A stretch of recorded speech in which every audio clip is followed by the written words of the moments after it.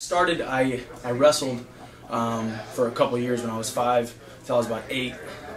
So that was my first experience with sports. But then I quit and then started back up as a freshman.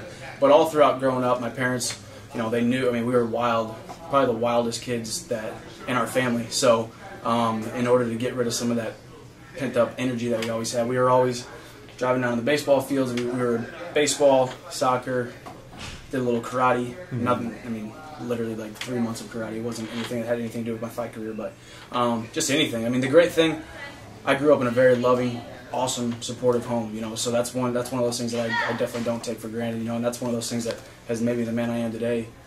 Parents wanted us to do whatever we wanted. If I wanted to be an astronaut, they would have found a way to make me an astronaut. So that was a blessing. It was huge. Wrestling and football were my two sports in high school, and I was about 102 pounds. So football definitely wasn't gonna be my strong suit, but it was a fun thing. But wrestling was where I was really gonna excel, I thought. So started wrestling, quit when I was 8, like I said, and then started back up as a freshman. Basically, clean slate. Didn't obviously remember anything from when I was 5 years old.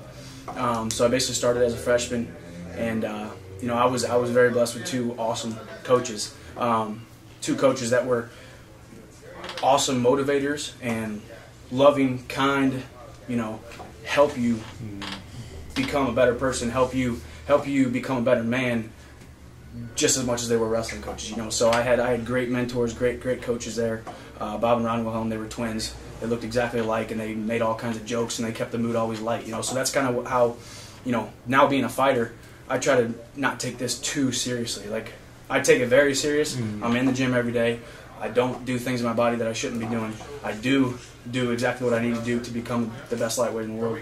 But when it comes to actually that mindset is, this isn't the end of the world. This isn't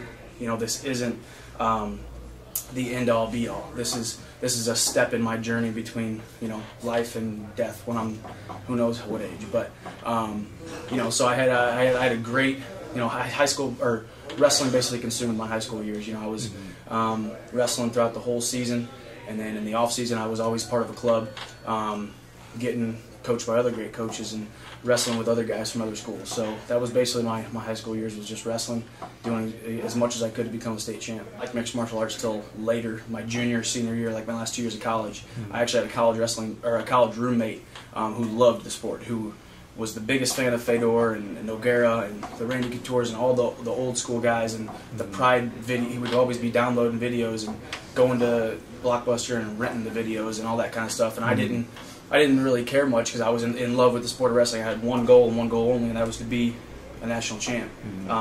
So I was studying personal finance and real estate in college.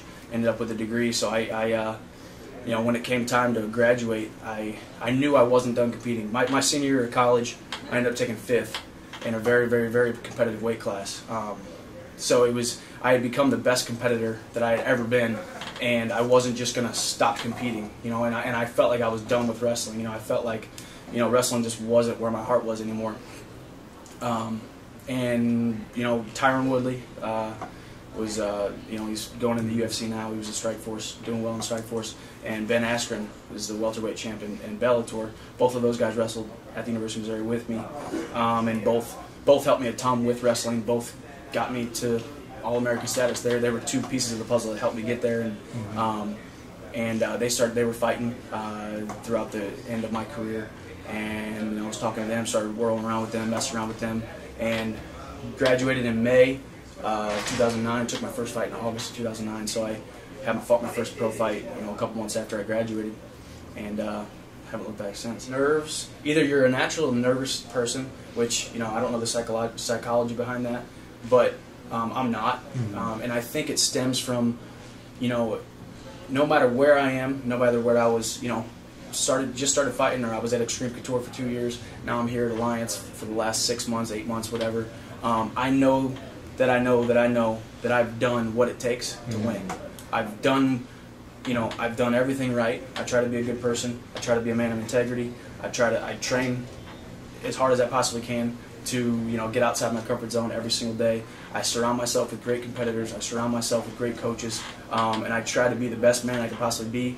And I wake up every morning knowing that God put me in this sport for a reason. So having said that, when you do everything right, whenever you put all those pieces of the puzzle together, there shouldn't be any insecurities, there shouldn't be any nervousness, because at the end of the day, it's a fight. There's 1,000 ways to win, there's 1,000 ways to lose. And some of the greats, some of the guys that are in the Hall of Fame right now have had numerous losses and ups and downs and ebbs and flows in their career. I'm going to lose at some point. I'm 10-0 right now, but it's going to happen. So I don't go into my fights okay with the thought of losing, but I go into the fights with, hey, I'm okay with the uncertainty that's about to happen. And like I said, if you do everything right, if you feel like you've put yourself in the best possible situation that you can to win this fight, there shouldn't be anything to be scared of, because you're going to go out there and you're going to compete at a high level. You're going to do great. And if you lose, it was your day to lose. So that's kind of how I go into it. And at the end of the day, like I said, I try to keep that light mindset where if I lose tomorrow, at the end of the day, my family still loves me, my God still loves me. It's not the end of the world. I brush myself off, I get back in the gym the next day, and I focus on the next one. To me, I don't think Ray Lewis, it's fitting that we're bringing him up now that he just retired and he's left one of the biggest legacies and probably reached more people than anybody in the history of the NFL, or possibly the history of athletics. But I don't think he's ever once apologized for breaking someone in half on the football field. I don't think he's ever apologized for picking someone up and slamming them down and getting up and flexing. I don't think he's ever apologized for that, because at the end of the day, that's the nature of his sport. The nature of our sport is, to physically beat somebody up. But at the end of the day, when I had the same misconception. All these fighters are going to be egotistical, mean, guys off the streets, fighting, drinking, spitting, cussing.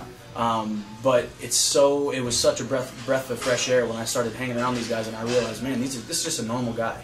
He's an animal in the cage, but when he's in here in the gym, he's smiling, he's having a good time. We're training hard.